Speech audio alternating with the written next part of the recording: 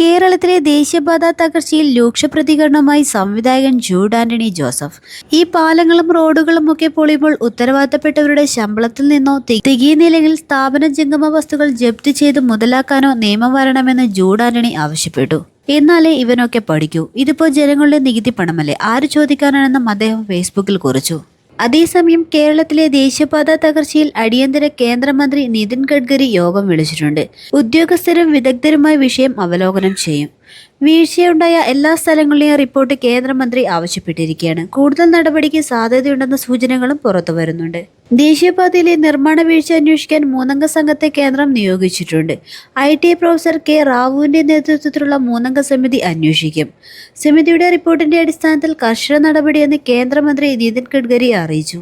കരാറുകാർക്കെതിരെ കടുത്ത നടപടി ആലോചിക്കുമെന്നും നിതിൻ ഗഡ്കരി വ്യക്തമാക്കി. കേരളത്തിലെ ഈ വിഷയം ഗൗരവത്തോടെ കാണാനാണ് കേന്ദ്രത്തിന്റെ തീരുമാനം. കഴിഞ്ഞ ദിവസം AT മുഹമ്മദ് ബഷീർ ഉൾപ്പെടെയുള്ളവർ ഇക്കാര്യത്തിലെ പരാതി കേന്ദ്രമന്ത്രി നിതിൻ ഗഡ്കരിയെ അറിയിച്ചിരുന്നു.